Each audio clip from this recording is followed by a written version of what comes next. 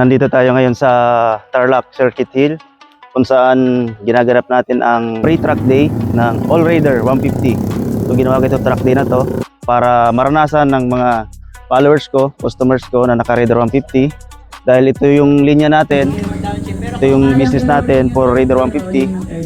Kaya nagsagawa ako ng free track day para ma-experience ng mga gustong maka-experience sa racetrack, baguhan ka man or may experience.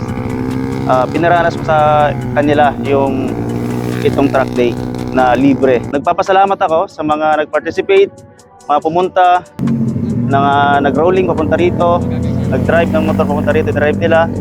Nagpapasalamat ako sa inyo sa pagsuporta niyo sa ating track day. And then sa ating mga sponsors, maraming salamat po kay Sir Ace Precision, kay Ace Oil, kay Coach Pritzy, si RE, kay God K3, kay Quedex, at lalo na rin kay DRC. Yan, sa pag-support sa ating track day ngayon. Nakabuo na tayo ng 3 race bike na Raider 150. So dito na tayo magpo-focus dahil ito yung linya natin, Raider 150 talaga. Wala na tayong backbone. Nag-focus na tayo sa Raider na race bike. So ito yung first na race bike natin. Then ito yung sumunod, and then ito yung pinakabago. So ito yung pang testing talaga ng mga open sa kung sinong mag-testing. Ito yung pinagamit natin kahapon. Tinesting nila to. Dati nung nagsimula pa lang kami, dati rin akong sumasali sa mga track day. Then parang pinangarap ko itong parang ako naman kaya yung magpa-track day. So ito nga, nakamit natin na ako mismo na ako yung nag-organize, kami ni Sir Fitz at Colonel Sir Fitz na natupad itong pagpa-track day natin. Magandang umaga, Street Cat, Street GP. Ako nga pala si John Bustamante ng Street GP R150.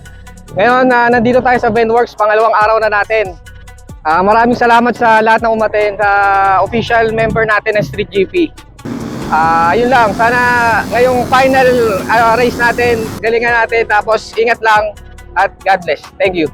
Happy 2nd anniversary R150 Street GP!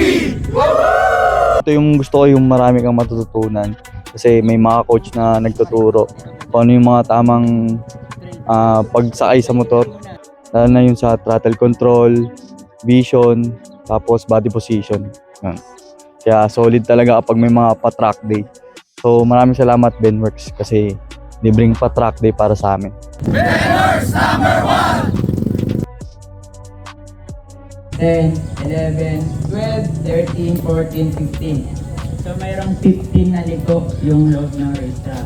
So kung may magreklamo dito nahirapang lumiko, ipapatuloy din natin yan para hindi na kami diba? Target fixation. So ano ba yung target? So nandito ka sa stretch, yung target mo dapat nandito ka na sa first score. Second, glide yan. May pinakamagandang muka, may pinakapangit na mukha, may premyo, may giveaway, pinakapangit na mukha. Lebron. Ayun o. Ayun o. Ayos na.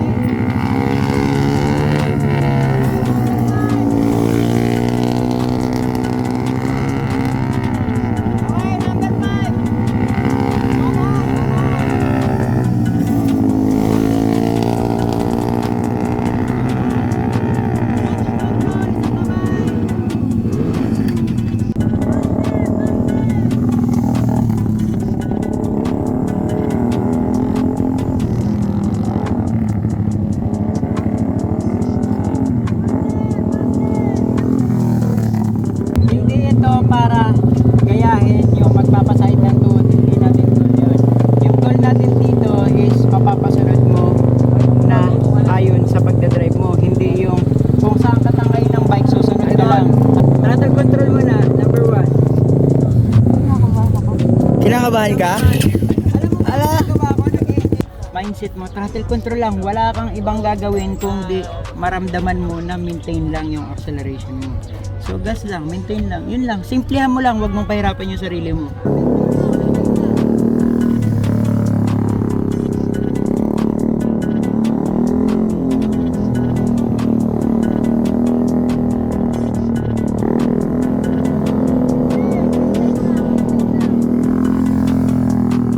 Okay, medyo nakakukuha niya na yung instruction.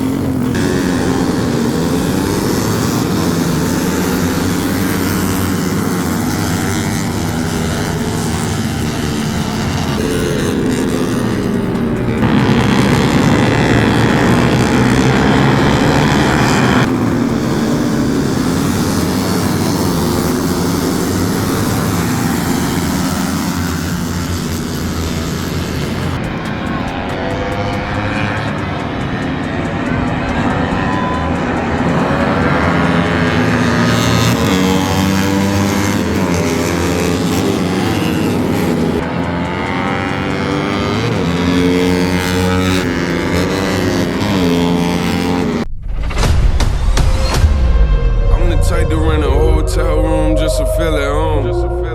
I'm the type to rent a hotel room just to be alone. Yeah. I got an issue with people pretending they like what they don't. Please don't bring up my issues unless you gon' deal with your own. We just getting warmed up. Yeah, I said I was coming, I won.